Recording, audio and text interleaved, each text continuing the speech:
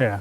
Well, thanks so much for waking up with us this morning. Your time now is 9:30. The biggest annual run in Toledo is getting closer and closer. The Mercy Health Glass City Marathon is next Sunday, and you can still join in on the fun. We have Clint McCormick here and Aaron Sage who are joining us this morning. Thank you so much for being here. Morning. Well, I know that there's a lot that's going on. Tell us about, what the Glass City Marathon, the Mercy Health Glass City Marathon really offers people.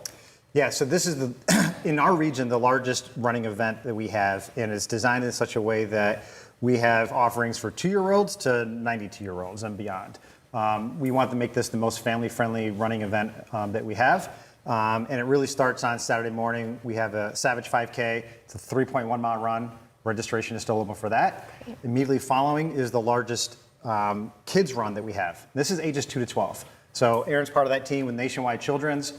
They've been a partner of ours for 5, 6, 7 years, a long time. But yeah, the largest kids race we have is Saturday morning, and I think that's really a great way to introduce your children to the sport of running. Yeah, that's huge. And Aaron, tell me a little bit about the Mercy Health aspect. How are they getting involved in this event? Really, from Mercy is I was the title sponsor. Nationwide is the sponsor for the kids run, and we're out there trying to promote obviously youth health and getting kids involved in athletics and sport with however they want to do it. We help provide some of the medical coverage for that weekend, but it's mostly just trying to promote that the kids' health piece of it and getting kids active.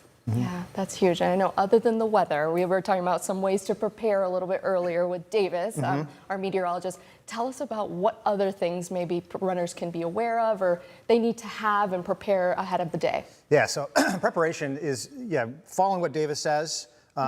He knows what the weather is supposed to be now next week. And it's, for the marathon distance, it's all about layering properly. You want to make sure you have the appropriate clothing on to go the distance. Most people will layer the clothes, dry wicking type of materials. Other than that, it's I'd say the haze in the barn kind of situation. Most people training for the marathon have been doing this for 16 weeks. We've got the half marathon, people in training for probably 12 weeks. 5K people have been training for 6 weeks. The kids, they just run.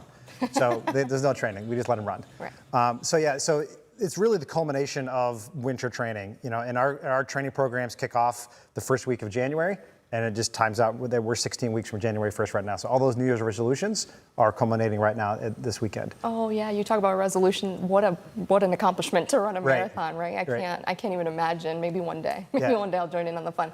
Well, for you two, what's your favorite part of the event every year?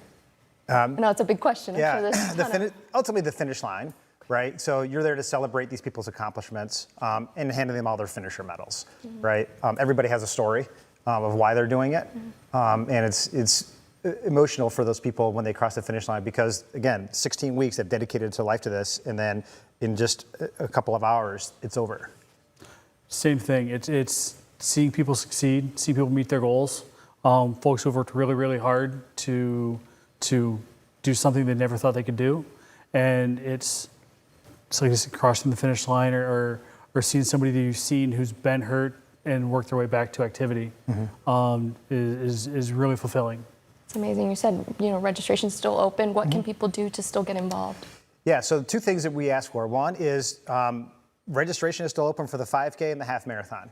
The relay has sold out. The marathon has sold out. Kids is still open. So you can go online, glasscitymarathon.org to get registered. Our expo starts next Friday. So this is open to the public. It's at Savage Arena on UT's campus. We have a lot of vendors. We have a lot of information about the sport. And this is where everybody will go pick up their packets. So for all those first timers, we have a Mercy Health lounge kind of right in the middle of it where we just sit and answer questions, talk to people, make sure that we address their anxiety about what do I need to do.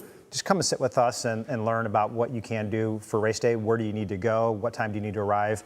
The lounge is really a place to do that. That's great. Well, that sounds like a really useful place for people to really meet and I'm sure, get accustomed to what the whole weekend is really about. Right. So great. Well, thank you so much, you two, for joining us today in Absolutely. studio. We're actually going to turn it over to Davis, our meteorologist. He's going to give us a little bit of a rundown about what we can see on the day of the race. We're more than a week away from that race, but what is the weather looking like so far, Davis?